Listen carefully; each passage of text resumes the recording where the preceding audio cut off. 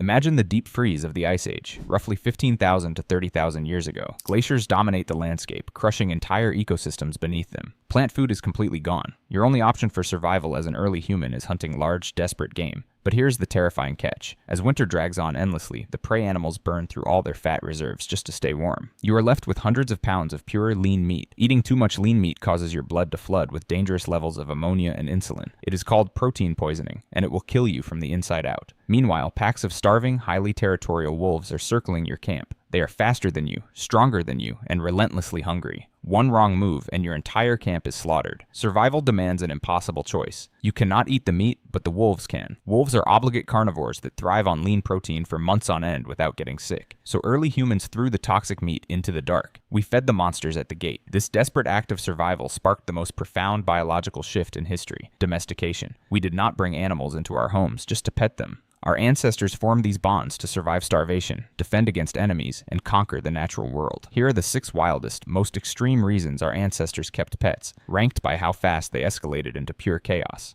Rank 6, the accidental garbage disposals. Fast forward to the dawn of agriculture. Humans finally figured out how to grow and store grain, securing our long-term future. Naturally, that grain attracted massive swarms of rodents that threatened to destroy our entire food supply and cause widespread famine. Those rodents quickly attracted predators. Suddenly, wildcats were creeping into early settlements in the Fertile Crescent, lured by the absolute promise of an easy meal. At the exact same time, humans were creating massive rotting trash heaps on the outskirts of their newly built villages. Less aggressive wolves realized that eating human garbage was much easier than hunting in the freezing wild. We did not actively capture and tame these predators. They domesticated themselves. They moved in to eat our trash and our pests, and humans simply allowed it because it kept the camps clean and the grain safe. They protected the very foundation of human civilization. Rank 5, the living space heaters and spiritual guides. As humans spread across the globe, the job of the pet evolved drastically. In Mesoamerica, ancient societies valued dogs for a deeply practical yet slightly morbid reason. They bred specialized hairless dogs, the direct ancestors of the modern Xoloitzcuintli. These animals naturally radiated high amounts of body heat. During freezing nights, humans used them as literal living space heaters, cuddling with them to avoid freezing to death. But the stakes were higher than just a cold night.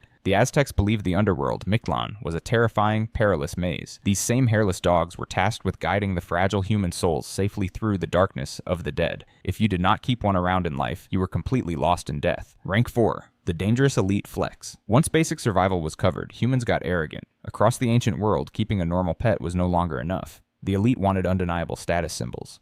They wanted to prove they could conquer nature itself. In the remote Egyptian desert port of Berenike, Roman elites imported Indian macaques across the ocean just to show off their wealth and trade connections. These monkeys were found carefully buried with iron collars, visually striking shells, and even their own pet kittens to keep them company in the grave. Egyptian pharaohs went bigger, keeping tamed cheetahs and lions roaming in their palaces. They rode out to hunts with these cheetahs blindfolded in carts, unleashing them like guided missiles. But controlling wild beasts often ended in blood. Skeletons of baboons found in an elite ancient Egyptian graveyard show dozens of broken hands and perifractures, injuries sustained while desperately trying to block human blows. These animals were not friends. They were dangerous prisoners held captive to prove a ruler's absolute dominance. Rank 3, the untouchable gods. In Egypt, the practical pest controller rapidly morphed into an untouchable deity. The cat became heavily intertwined with Bastet, a fierce goddess of protection and power. Because of this, the stakes for owning a cat skyrocketed to terrifying heights. Killing a cat, even by total accident, was a strict capital offense. A Roman citizen once accidentally ran over a cat with his chariot. Despite the Egyptian king's desperate intervention to stop an international incident, the mob showed absolutely no mercy. They dragged the man into the street and lynched him. When a family cat died naturally, the entire household went into deep mourning, shaving off their eyebrows to publicly display their devastating loss. The animals had officially gained more legal protection than most human beings. Rank 2,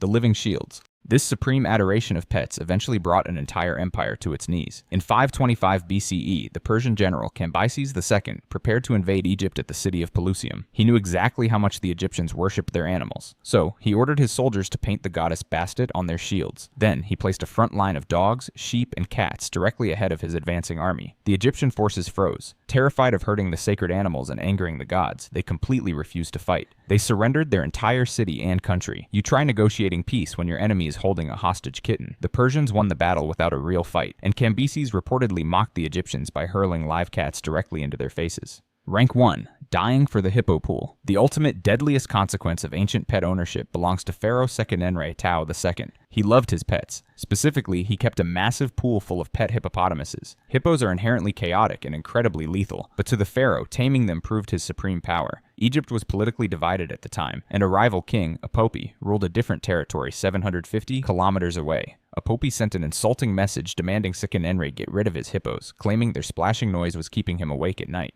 Sekenenre did not negotiate. He viewed this insult to his pets as an absolute act of war. He marched his military into battle and was brutally killed in combat. He died for his right to a hippo pool, which is certainly one way to go down in the history books.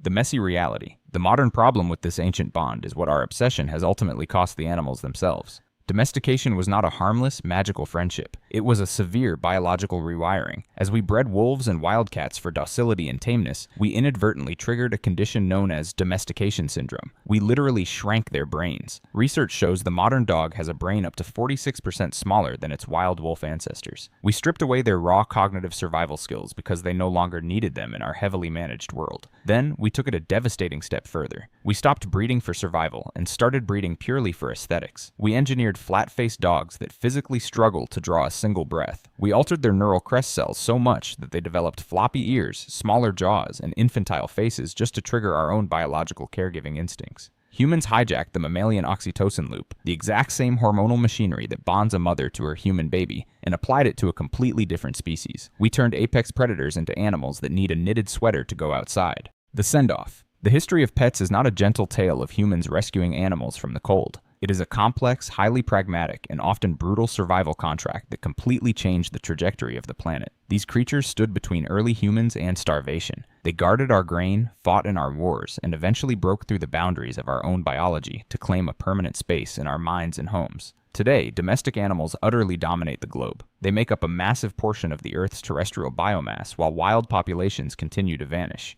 We hold the power now, but every time a dog looks up and catches your eye, or a cat patrols the perimeter of your living room, you are witnessing the powerful echoes of an ancient, terrifying world. We kept them to survive the dark, and in return, they conquered us entirely.